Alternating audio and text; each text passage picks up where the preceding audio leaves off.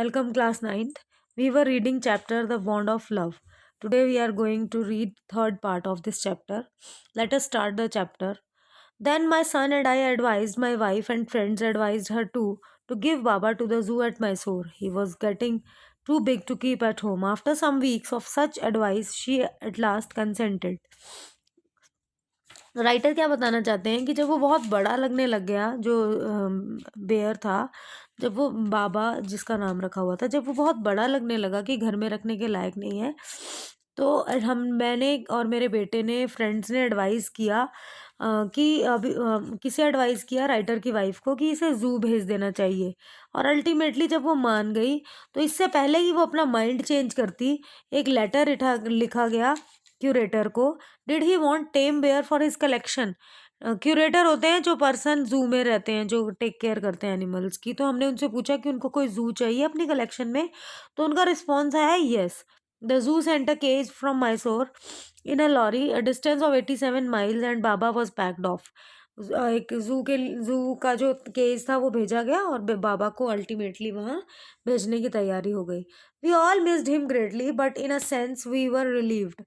कहते हैं कि हम सब उसे बहुत मिस कर रहे थे, लेकिन एक तरीके से हम रिलीव्ड थे। माई वाइफ वॉज इनकंसोलेबल, मतलब मेरी वाइफ को कंसोल करना थोड़ा मुश्किल हो रहा था। शी वेप्ट एंड फ्रेटेड, बहुत ज़्यादा वरीड थी, अनहैप्पी थी। फ्रेटिंग मतलब बहुत ज़्यादा दुखी होना। For the first few days she would not eat a thing, मतलब कुछ दिनों तक तो उसने कुछ खाया भी नहीं। फिर बहुत टाइम तक उसने लेटर्स लिखे क्यूरेटर को कि बाबा कैसा है बैक होम, मतलब रिप्लाईज आते थे अच्छा है but fretting, he refuses to eat food too. मतलब वहाँ पे जो बाबा था उसकी भी कंडीशन यही थी कि वो खाना नहीं खा रहा था, दुखी था। After that friends visiting Mysore were begged to make a point of going to the zoo and seeing him how Baba was getting along. They reported that he was well but looked very thin and sad. मतलब जो लोग वहाँ घूमने गए friends वगैरह, उन्होंने ये बताया कि जो बाबा है वो ठीक है लेकिन बहुत दुखी है और वीक हो गया है। For 3 months I manage to restrain my wife, मतलब मैंने कोशिश की कि मैं अपनी वाइफ को रोक पाता मैसूर जाने से। Then she said one day I must see Baba, either you take me by car or I will go by bus or train. So I took her by car. Wife ने मुझे कहा कि आप मुझे लेकर जा रहे हो या मैं बाय बस या बाय कार मैं खुद चली जाऊँ, मतलब मुझे बता दो मुझे जाना है। तो कहते हैं अल्टीमेटली मैंने डिसाइड किया कि मैं उसे ले जाऊंगा कार से। Friends had conjectured that the bear would not recognise her, मतलब ज़्यादातर फ्रेंड्स का ये ओपिनियन था कि जो बेयर है वो उसे पहचानेगा नहीं। मुझे भी यही लगा था कि इतना टाइम हो चुका था। But while she was yet some yard from his cage, Baba saw her and recognised her, कि थोड़ी ही दूरी पर थी वो कि बाबा ने दूर से उसे देखा और पहचान लिया।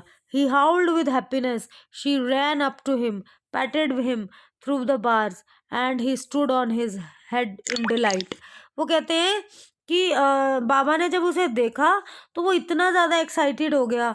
और मतलब क्या कहते हैं, ये वो बताते हैं कि जो वाइफ थी राइटर की, उसने भी बार्स से उसे बहुत ज़्यादा डिलाइट फील किया, मतलब उसको हग करने की कोशिश की, पैटेड मतलब उसके हाथ रखा सिर पर। इस तरीके से उन्होंने अपना अफेक्शन शो किया।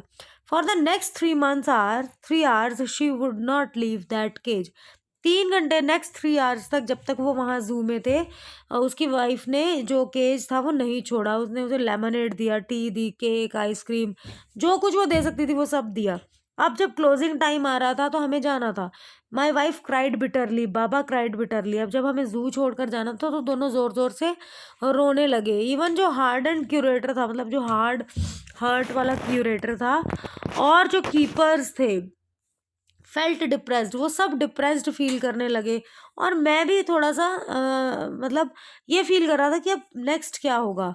ओ please sir, she asked the curator, may I have my Baba back. Hesitantly he answered, madam he belongs to the zoo and is government property now. I cannot give away government property, but if my boss superintendent Bangalore agrees, certainly you may have him back. Wife जो थी writer की, वो request करती है कि मुझे मेरा बाबा please वापस मिल सकता है। तो जो क्यूरेटर हैं वो कहते हैं कि अब ये ज़ू में है और जो ज़ू है वो गवर्नमेंट की प्रॉपर्टी है और गवर्नमेंट की प्रॉपर्टी में आपको रिटर्न नहीं कर सकता। लेकिन अगर मेरे बॉस जो सुपरिटेंडेंट है बेंगलोर में, अगर वो मान जाते हैं तो मैं आपको ये रिटर्न कर सकता हूँ। There followed return journey to Bangalore. उसके बाद वो बेंगलोर गए, विजिट किया सुपरिटेंडेंट के बंगलों पर। A tearful pleading Baba and I are both fretting for each other. मतलब रोते हुए उन्होंने उनको मनाने की कोशिश की कि हम दोनों ही एक दूसरे के बिना बहुत दुखी हैं। आप मुझे, will you please give me him back, please give him back to me, he was a kind hearted man and consented. Not only that but he wrote to the curator telling him to lend us a cage for transporting the bear to Bangalore. वो कहते हैं कि वो मान गए, बहुत kind hearted थे, और इवन उन्होंने क्यूरेटर को कहा कि केज में ही उसको वहाँ घर पर छोड़ा जाए। Back we went to Mysore again, armed with superintendent's letter. Baba was driven into small cage and hoisted on the top of the car, and the cage was tied securely, and a slow and careful return journey to Bangalore was accomplished. वो कहते हैं कि उसके बाद cage में मतलब बाबा को रखकर कार के ऊपर अच्छे से टाई करके लाया गया और सेफली बेंगलोर की जो जर्नी थी वो कंप्लीट हो गई। once home, a squad of coolies were engaged for special work in her compound.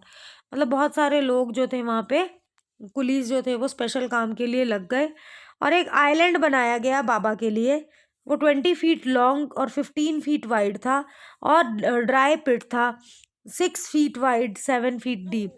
एक वुडन बॉक्स बनाया गया और put on the island for Baba to sleep at night, ताकि वो वहाँ पर सो सके।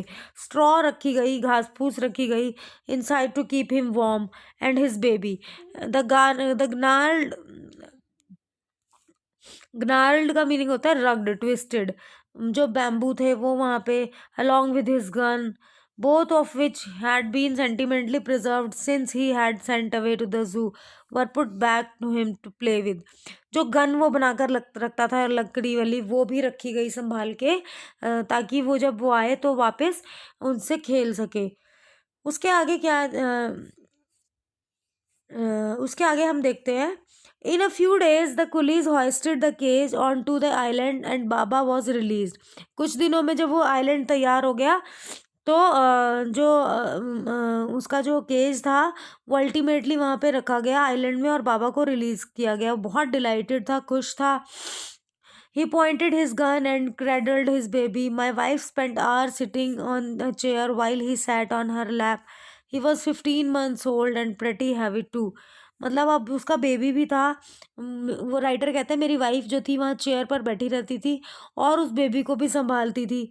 The way my wife reaches the island and leaves it interesting. I have Tide a rope to the overhanging branch of the mango tree with a loop at its end.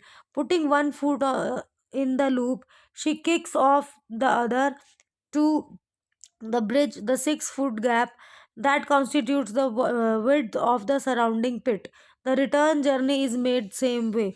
But who can say now that a sloth bear has no sense of affection, no memory and no individual characteristics?